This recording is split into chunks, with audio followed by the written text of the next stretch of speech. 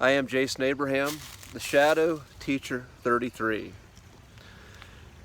And do you ever have one of those days where that creative spark starts to wake up? It starts to speak to you. You get a creative vision.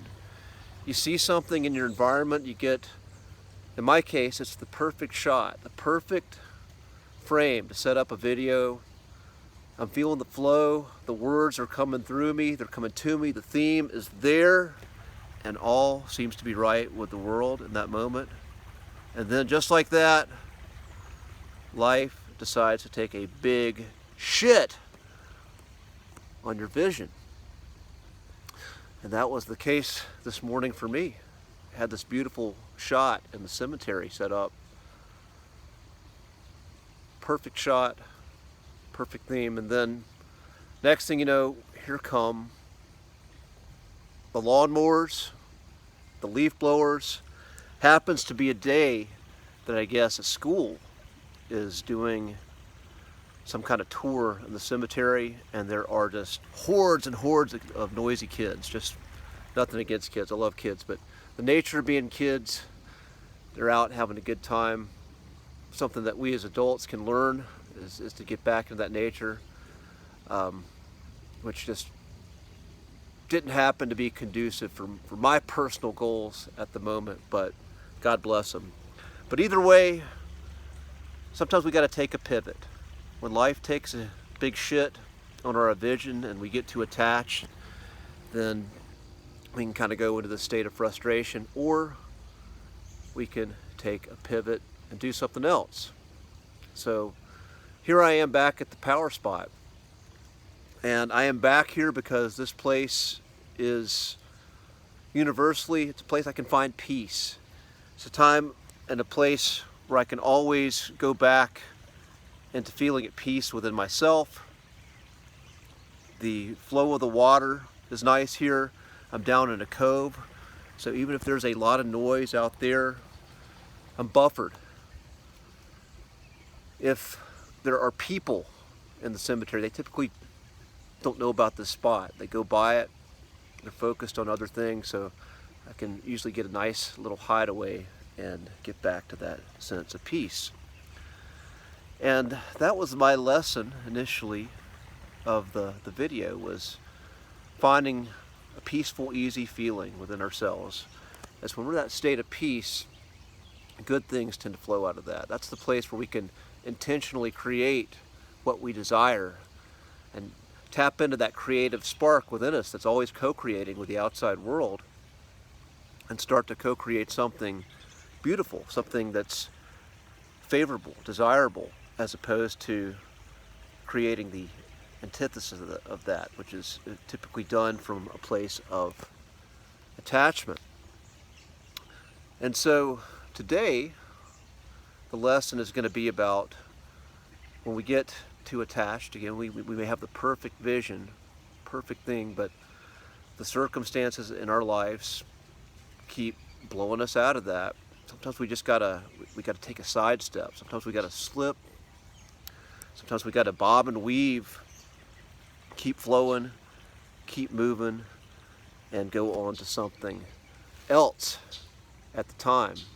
And that's what I'm doing today. As when we're fighting, when we're wanting to butt heads with whatever is showing up, which is challenging the thing we're attached to, we have to decide, is this a battle we can win? Is it worth our energy to confront whatever is challenging my desired outcome, my vision right now? Or do I need to just learn how to surf with it, go with the flow, avoid the direct conflict of force, and use some Aikido, use some Jiu-Jitsu, use a gentle touch to redirect the force, redirect our energy, and put it somewhere else in the moment. As, again, once I've found like that state of inner peace, again, that is the gold. And having an awareness of what that state feels like, and then having an awareness of when it's being disrupted, when we start to get too attached, when we start to go into that place of just wanting to force something, then I've learned not so good stuff, not favorable manifestations and creations typically come, unfavorable I should say, manifestations come out of that place of force as opposed to the place of peace and the place of ease. So sometimes though, sometimes it's worth going head to head with something. Sometimes choosing your battle, choosing a battle that you have an outcome of winning is the right thing, but there's sometimes where you can just put all your energy into something and just end up in a place of frustration and a place where that golden peace, that peace that seems to be so hard for so many people to feel in this world, slips through your fingers, just like that. But when we become aware of how we are co-creating, of how we are participating, and our states, again, if we are able to understand when we start to go into that state of attachment, which can potentially lead to frustration, I find, which inevitably does